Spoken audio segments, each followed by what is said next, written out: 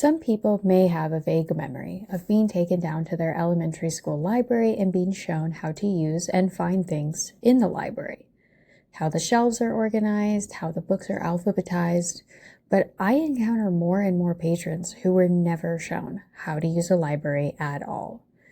They get lost among the genres, decimals, labels, and shelves. So in this video, we will be covering how to navigate the library as a physical space. Public libraries are generally broken down initially by age range: adult, young adult/teen, and children/juvenile. This should reflect both in the physical spaces and on the materials themselves. You can see all these books are fiction, but one is adult, young adult, and then juvenile. Juvenile is usually the only one broken down further by age, based on reading level. We start with board books, beginner readers, picture books, chapter books, and then juvenile fiction.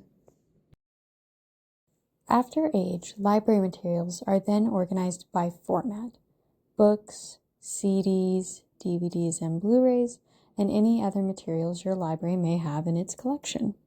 Books are usually separated into fiction and nonfiction. Fiction is made-up stories, characters, and settings. Nonfiction is based on true facts, real events, and real people. Simply put, fiction is imagined, and nonfiction is factual.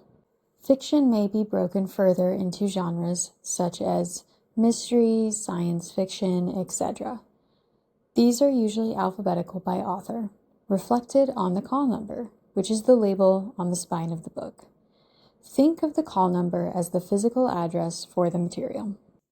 Nonfiction is organized by the Dewey Decimal System, a widely used library classification method that organizes nonfiction books into 10 main subject categories, represented by 3-digit numbers. Decimals are then used for specialized topics, allowing materials to be shelved in exact numerical order. This system was developed by Melville Dewey in 1876.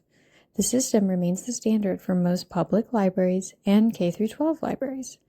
Although Dewey's contributions to the modern library are recognized, his legacy is marred by his sexual harassment of female colleagues, as well as his racism and anti-Semitism. The nonfiction numbers are where I see patrons struggle the most. But once you familiarize yourself with the Dewey Decimal System, it can be helpful. Most library workers know a majority of numbers from memory: 398.2, folklore and fairy tales, 910, travel, etc. This book's call number is 641.013.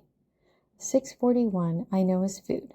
The decimal is where it will get more specific, if you were looking for vegan cookbooks or books on baking, and so on.